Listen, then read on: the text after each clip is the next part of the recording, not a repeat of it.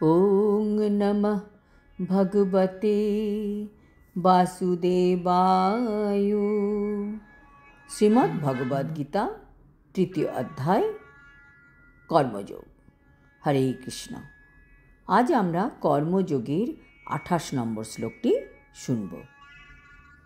তত্ত্ববিত্তু মহাবাহো গুণকর্ম বিভাগয়ো গুণাগুণেষু বর্তন্ত ইতি মত্তা ন সজ্জতে।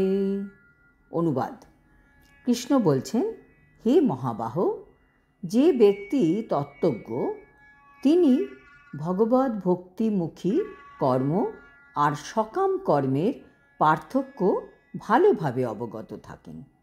তাই তিনি ইন্দ্রিয় সুখভোগাত্মক কার্যকলাপে কখনোই প্রবৃত্ত হন না। তাৎপর্য: যিনি তত্ত্বজ্ঞ ব্যক্তি তিনি এই জড় প্রকৃতিতে যে জটিল পরিস্থিতির সম্মুখীন হয়ে আমাদের প্রতিনিয়ত বাঁচতে হয় তার ব্যাপারে অবহিত থাকেন।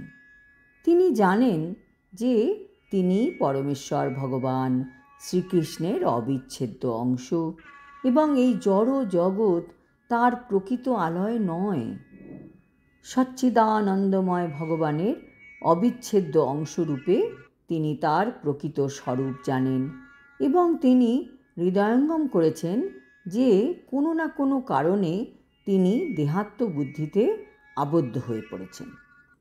তিনি তার কর্তব্যের ব্যাপারেও সচেতন। তিনি জানেন যে তার শুদ্ধ স্বরূপে পরমেশ্বর ভগবানের শ্রীকৃষ্ণের সেবায় সমস্ত কর্ম নিয়োজিত করাই হচ্ছে তার কর্তব্য।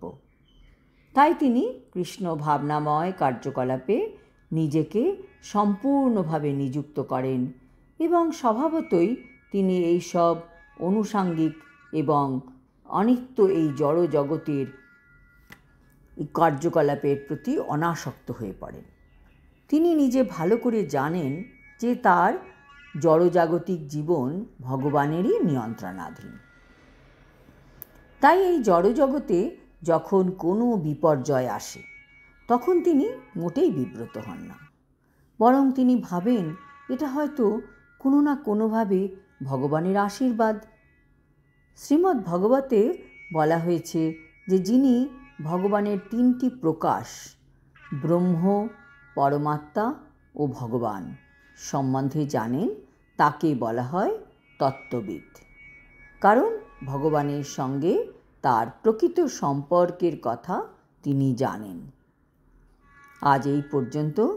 আগামী শ্লোকে আমরা দেখতে পাব যারা অজ্ঞানী ব্যক্তি তারা কিভাবে জাগতিক কার্যকলাপের প্রতি আকৃষ্ট হয়ে কার্য করে এবং তার দ্বারা কিভাবে আসক্ত হয়ে পড়ে।